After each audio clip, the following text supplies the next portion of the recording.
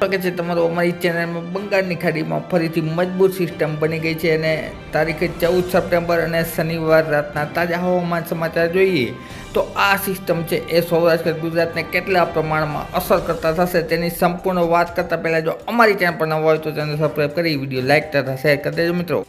તારીખ 15 અને રવિવાર સપ્ટેમ્બરના તાજા હવામાન સમાચાર જોઈએ તો દક્ષિણ ગુજરાતમાં હજુ પણ વરસાદી જમાવટ જોવા મળશે, જેમાં સુરત આ ઉપરાંત નર્મદા તેમજ વડોદરા આણંદ વિસ્તારમાં છે એ હળવો મધ્યમ વરસાદ જોવા મળશે સવારના સમયે। આ સાથે સાથે જ દક્ષિણ સૌરાષ્ટ્ર તેમજ પશ્ચિમ સૌરાષ્ટ્રના અમુક વિસ્તારોમાં છાંટાછૂટી અને હળવો ઝાપટાનો માહોલ છે એ 15 તારીખના રોજ સવારના મિત્રો જોવા મળશે। ત્યારબાદ મધ્ય ગુજરાતમાં અને સાથે સાથે દાહોદ વિસ્તારમાં, ગોધરામાં તેમજ વડોદરામાં પણ છે એ હળવા મધ્યમ ઝાપટા જોવા મળશે મિત્રો। ત્યારબાદ આપણે વાત કરીશું બપોરના સમયની તો બપોરના સમયે પણ સૌરાષ્ટ્રની ખાસ કરીને દરિયાઈ પટ્ટીના વિસ્તારોમાં છે એ વાદળોની સાથે સાથે ઝાપટાની જમાવટ જોવા મળી શકે છે મિત્રો, જેમાં દ્વારકાથી લઈ તેમજ જૂનાગઢની દરિયાઈ પટ્ટી આ ઉપરાંત ભાવનગરની દરિયાઈ પટ્ટી સુધીમાં સાથે સાથે હળવદ વિસ્તારમાં તેમજ અમદાવાદ વિસ્તારમાં પણ હળવા ભારે ઝાપટા મિત્રો હજુ પણ જોવા મળશે। ત્યારબાદ સાંજના સમયે વાત કરીએ તો સાંજના સમયે છે એ અમરેલી વિસ્તાર તેમજ ભાવનગરની આસપાસ છે સારો એવો વરસાદી માહોલ જોવા મળી શકે છે, જેમાં અમરેલી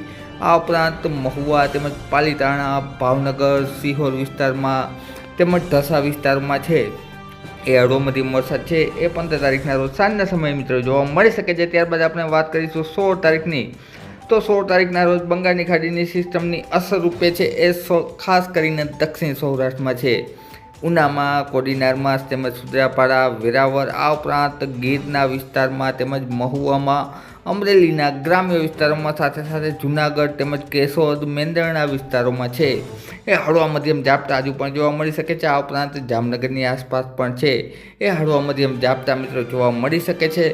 ત્યારબાદ આપણે વાત કરીશું સાંજના સમયની રાત દરમિયાન છે એ મોટે ભાગે વાતાવરણ છે એ ચોખ્ખું જોવા મળશે, અમુક વિસ્તારોમાં છે એ વરસાદી એક્ટિવિટી જોવા મળી શકે છે। ત્યારબાદ આપણે વાત કરીશું 17 તારીખની તો 17 તારીખના તરફ તમે જોઈ શકો છો બંગાળની ખાડીની સિસ્ટમ ધીમે ધીમે પશ્ચિમ દિશા તરફ આગળ વધી રહી છે, જેના હિસાબે છે એ વરસાદના માત્રામાં વધારો થશે ઝાપટામાં, જેમાં સાંજના સમયે છે એ ખાસ કરીને દક્ષિણ ગુજરાતમાં સુરત તેમજ વ્યારાની આસપાસના વિસ્તારોમાં છે એ હળવા ભારે ઝાપટા જોવા મળી શકે છે। બાકી 17 તારીખના રોજ મોટાભાગે વરસાદી એક્ટિવિટી છે એ ઓછી જોવા મળશે। ત્યારબાદ આપણે વાત કરીશું તારીખ 18ની તો તારીખ 18ના રોજ છે એ બંગાળની ખાડીની સિસ્ટમ છે એ રાજસ્થાન તેમજ મધ્યપ્રદેશ લાગુ વિસ્તારમાં આવશે, જેના હિસાબે ભેજવાળા પવનોના હિસાબે સૌરાષ્ટ્ર ગુજરાતમાં ફરીથી વાદળો બંધાવાના શરૂ થશે અને વરસાદની માત્રામાં પણ વધારો થશે ઝાપટામાં।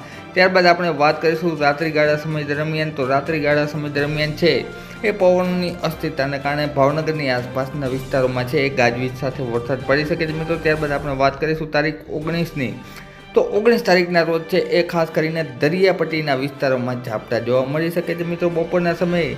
ત્યારબાદ આપણે વાત કરીશું સાંજના સમયે તો સાંજના સમયે ખાસ કરીને ગુજરાત બોર્ડર આસપાસ ગાજવીજની વરસાદની એક્ટિવિટી શરૂ થશે, જેમાં ખાસ કરીને થરાદ વિસ્તાર તેમજ સિંધ વિસ્તાર આ ઉપરાંત કચ્છના રણ વિસ્તાર આજુબાજુ સાથે સાથે વાત કરીએ તો ઉત્તર ગુજરાતના પાલનપુર તેમજ સાથે સાથે ખેડ બ્રહ્માની આસપાસના વિસ્તારોમાં હળવા મધ્યમ ઝાપટા છે મિત્રો જોવા મળી શકે છે। ત્યારબાદ આપણે તારીખ 20ની વાત કરીશું તો 20 તારીખના રોજ સિસ્ટમ નબળી પડશે, પરંતુ તેની સાથે સાથે સૌરાષ્ટ્ર ગુજરાતમાં ખાસ કરીને ગુજરાત બોર્ડર આસપાસ પાલનપુર તેમજ થરાદ વિસ્તારમાં આ ઉપરાંત આબુ રોડથી દક્ષિણમાં ખેડ બ્રહ્મામાં છે એ ગાજવીજ સાથે વરસાદ જોવા મળશે મિત્રો। સાંજના સમયે 20 તારીખના રોજ છે એ વરસાદી એક્ટિવિટીમાં થોડોક વધારો થશે, જેના હિસાબે દક્ષિણ ગુજરાતમાં પણ વરસાદી માહોલ છે એ ઝાપટા સ્વરૂપે જોવા મળી શકે છે મિત્રો। ત્યારબાદ આપણે વાત કરીએ 20 તારીખ રાતના તો એ વિસ્તારમાં ખાસ કરીને મહેસાણા, રાધનપુર તેમજ પાલનપુર, પાટણ વિસ્તારોમાં ગાજવીજ સાથે સારો એવો વરસાદ છે એ જોવા મળી શકે છે મિત્રો। ત્યારબાદ આપણે વાત કરીશું તારીખ 21ની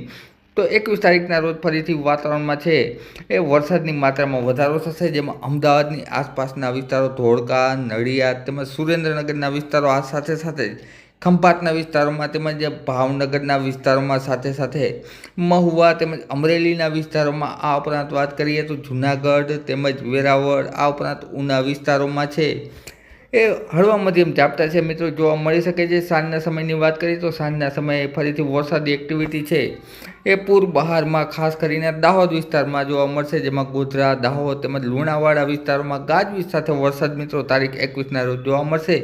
જ્યારે ભાવનગર અને ઉનાની દરિયાઈ પટ્ટીના વિસ્તારોમાં હળવા ભારે ઝાપટા જોવા મળશે મિત્રો। આ ઉપરાંત કચ્છમાં પણ ભુજ તેમજ ખાવડા આસપાસના વિસ્તારોમાં છે એ હળવા મધ્યમ ઝાપટા છે એ જોવા મળી શકે છે મિત્રો। ત્યારબાદ આપણે વાત કરીશું તારીખ 22ની, તો તારીખ 22 દરમિયાન ઘણા વિસ્તારોમાં વરસાદી એક્ટિવિટી અને સારો એવો વરસાદી માહોલ જોવા મળશે, જેમાં અમદાવાદના વિસ્તારોમાં ગાજવીજ સાથે વરસાદ પડશે મિત્રો। ધોળકા, અમદાવાદ, વિરમગામ સાથે સાથે સુરેન્દ્રનગર, વડોદરા વિસ્તારોમાં, ખંભાતમાં, આ ઉપરાંત ચોટીલા, બોટાદ વિસ્તારોમાં પણ ગાજવીજવાળો વરસાદ જોવા મળશે મિત્રો। આ બાદ 22 તારીખ બાદ ફરીથી આ સિસ્ટમ છે ધીમે ધીમે પશ્ચિમ તરફ આગળ વધશે, જેના હિસાબે સૌરાષ્ટ્ર કચ્છ ગુજરાતમાં સારો એવો વરસાદી રાઉન્ડ આવી શકે છે। જે બાબતે આવનારા દિવસોમાં છે એ અમે વિડીયો માહિતી દ્વારા તમારી સમક્ષ આપતા રહીશું। માટે અમારી ચેનલને લાઇક તેમજ વિડીયો શેર કરી દેજો મિત્રો। વિડીયો જોવા બદલ ખૂબ ખૂબ આભાર।